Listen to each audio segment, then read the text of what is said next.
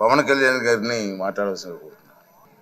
16వ శాసనసభకి ఏకగ్రీవంగా ఎన్నికైన సభాపతి శ్రీ చింతకాల అయ్యన్ పాత్ర గారికి హృదయపూర్వక నమస్కారాలు, మీ శుభాకాంక్షలు. ఇది నేను మొదటిసారి అసెంబ్లీలోకి అడుగు పెట్టడం.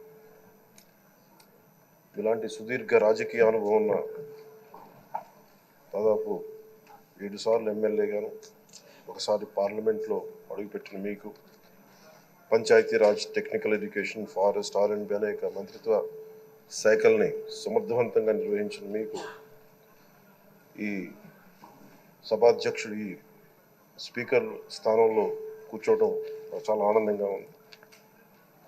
ఇన్ని దశాబ్దాలు ప్రజలు రాజకీయ జీవనంలో ఇన్ని దశాబ్దాలు ప్రజలు మీ వాడి వేడి చూశారు.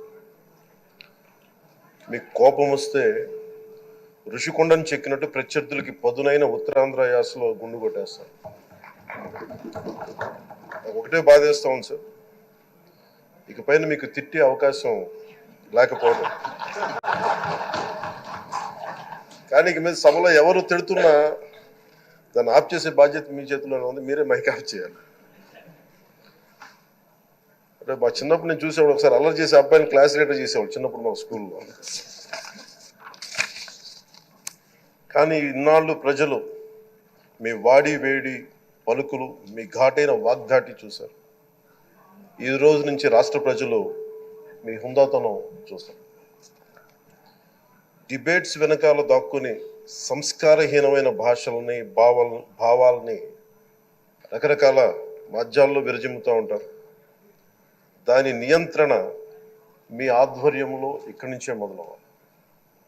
ఇందాక సభానాయకులు, గౌరవ ముఖ్యమంత్రి శ్రీ చంద్రబాబు నాయుడు గారు చెప్తారు, ఆడబిడ్డలు ఏ విధంగా నలిగిపోయారు ఈ రాష్ట్రంలో గత 5 సంవత్సరాల్లో. చిన్న లేదు, పెద్ద లేదు, ఎవరని లేదు. ఎవరన్నా సరే ఒక మాట మాట్లాడితే వాళ్ళు వ్యక్తిగతంగా దూషణ, సోషల్ మీడియాలో వాళ్ళని క్యారెక్టర్ అసాసినేట్ చేయటం, వాళ్ళు పెద్ద నాయకులు కావచ్చు, కార్యకర్తలు కావచ్చు, లేదా వాళ్ళకి ఎదురు తిరిగి ఒక ఒపీనియన్ చెప్పి ఎవరైనా సగటు మనిషి కూడా కావచ్చు, అది ఇక్కడతో ఈ రోజు నుంచి ఆగిపోవాలి అధ్యక్ష.